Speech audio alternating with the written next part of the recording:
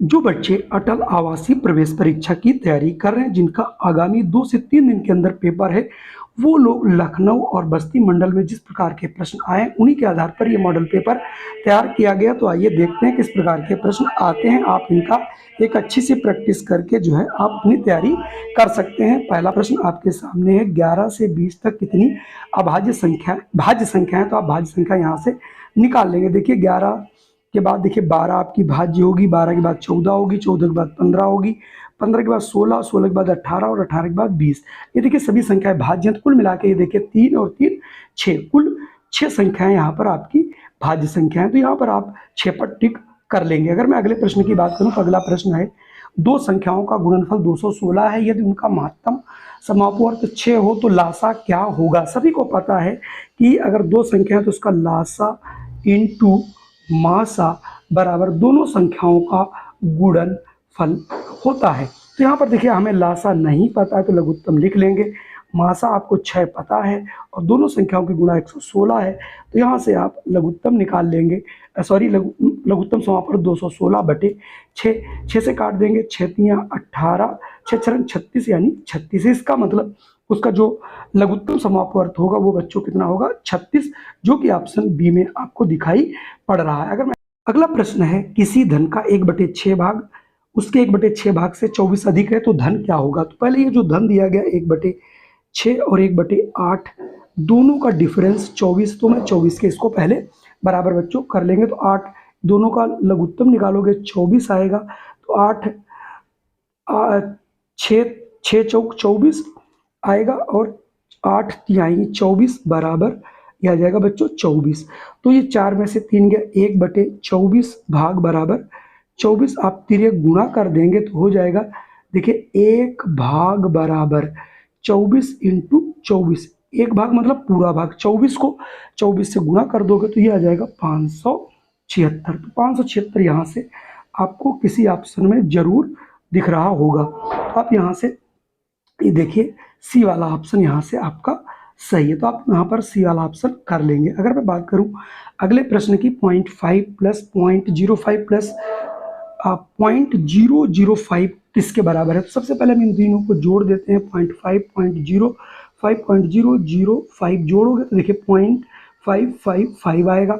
अब इसे डेसिमल में चेंज करना है तो 0.555 को जैसे डेसिमल बच्चों चेंज करते हैं, डेसिमल के नीचे 1 लिखते हैं और 3 जीरो आपके बढ़ जाएंगे 3 अंक के बाद। अब इसको काट देंगे, 5 एकम 5 एकम 5 एकम 5 दूनी 10, तो आ जाएगा 111/200, जो कि ऑप्शन ए में आपको दिखाई पड़ रहा है। काफी आसान सा प्रश्न था। अगला प्रश्न आपके सामने 24 है, एक व्यक्ति 12,000 रुपये प्रतिवर्ष कमाता है और प्रतिमाह 800 रुपये खर्च करता है, तो उसकी वार्षिक बचत क्या होगी। तो सबसे पहले इसकी हम आय देख लेते हैं। तो इसकी आय बच्चों हो गई 1200 रुपये, सॉरी 12,000, यानी आय कितनी हो गई 12,000 रुपये इसकी आय हो गई। अब देखिए 800 रुपये बच्चों क्या करता है, हर महीने बचाता है। तो एक साल में 12 महीने तो 12×8 = 96। तो इसका जो खर्च है बच्चों, खर्च कितना हो गया 9,600।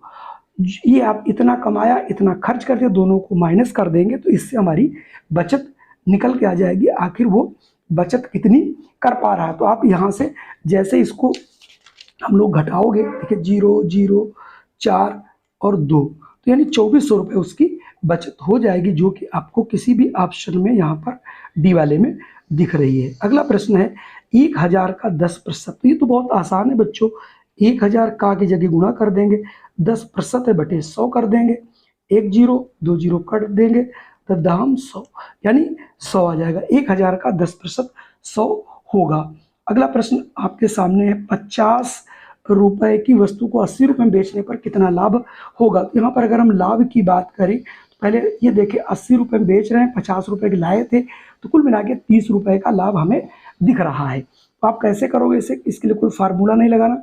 50 रुपए पर लाभ आपको 30 रुपए हो रहा, तो 1 रुपए पर कितना हो गया 30/50, इसलिए 100 में कितना होगा तो 100 से आप गुणा कर देंगे तो इससे निकल आएगा परसेंटेज। 50 एकम 50, 50 दूना 100 होता है, 30 दूनी 60, यानी उसको 60% का लाभ होगा, जो कि ऑप्शन ए में आपको दिखाई पड़ रहा है। चलिए बढ़ते हैं अगले प्रश्न पर।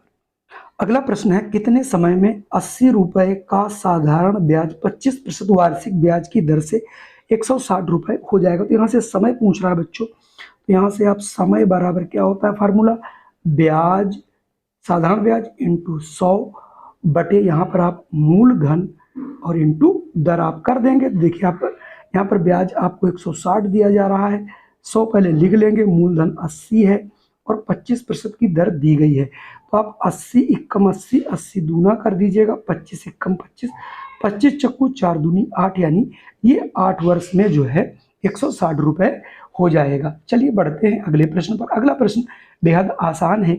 एक आयताकार खेत की लंबाई 100 मीटर है, चौड़ाई 50 मीटर है। खेत के 10 चक्कर लगाने में विपिन को कितनी दूरी तय करनी पड़ेगी। चूंकि आयताकार खेत है तो इसका परिमाप कितना निकलेगा, क्योंकि जितना इसका ये परिमाप होगा उसको 10 गुना कर देंगे, 10 चक्कर लगाने में उसको उतनी दूरी चलनी पड़ेगी। तो सबसे पहले हम इसका परिमाप बच्चों ज्ञात कर लेंगे। परिमाप क्या होता है, 2 लंबाई प्लस चौड़ाई। ठीक है बच्चों, तो 2 हो गया, लंबाई इसकी 100 है, चौड़ाई 50 है, तो हो जाएगा 2 इंटू 150, 50 दूना 100 है, 15 दूनी 30, यानी अगर आप एक चक्कर चलते हैं तो आपको 300 मीटर चलना पड़ेगा। चूंकि 10 चक्कर लगाने ज़्यादा, तो 10 के लिए आपको क्या करना पड़ेगा, गुणा, यानी 10 चक्कर में आपको 300 का 10 गुना यानी 3000 मीटर या 3 किलोमीटर, जो कि ऑप्शन में मीटर ही दिया है, तो ऑप्शन ए यहाँ से सही होगा। अगला प्रश्न आपके सामने काफी अच्छा है। 3, 5, 0, 6 से बनने वाली सबसे छोटी संख्या और सबसे बड़ी संख्या का योग क्या होगा।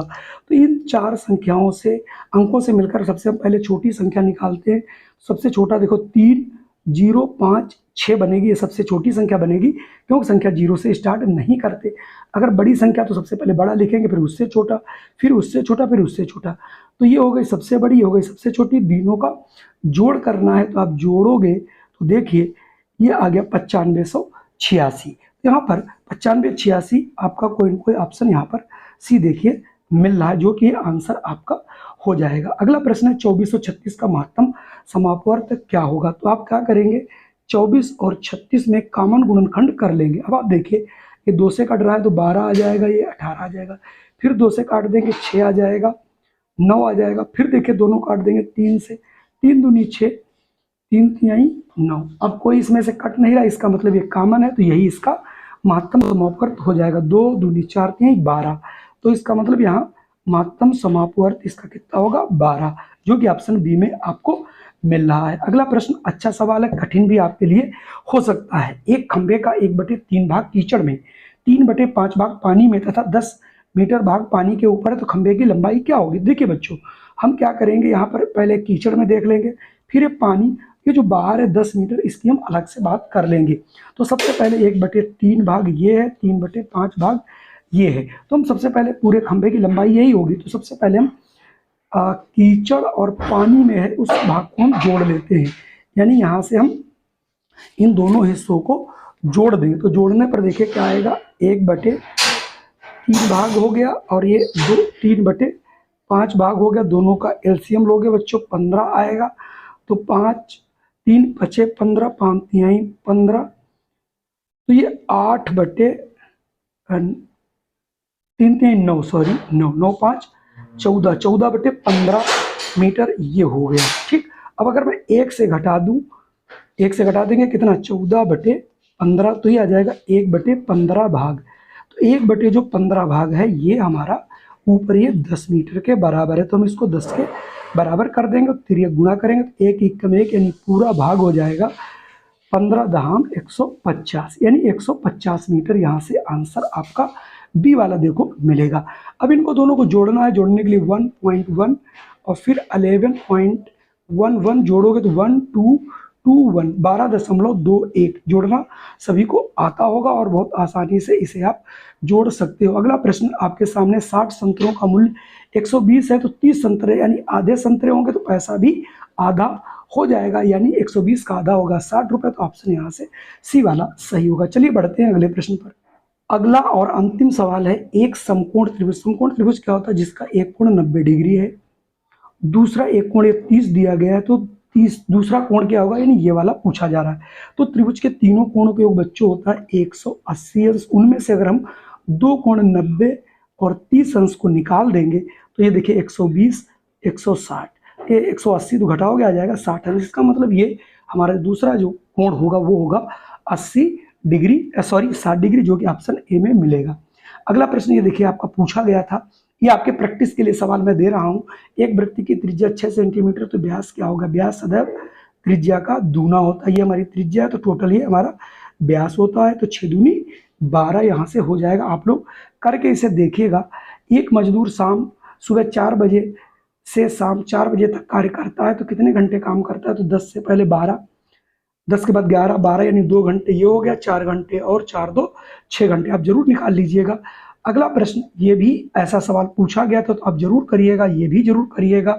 और मैं आपके लिए थोड़े से ये सवाल दे रहा हूँ, इनको आप धीरे धीरे करके देख लीजिएगा और इन प्रश्नों को आप एक बार प्रैक्टिस कीजिए और हमें कमेंट कीजिए। अगर मैं आपकी कोई सहायता जरूर करूंगा।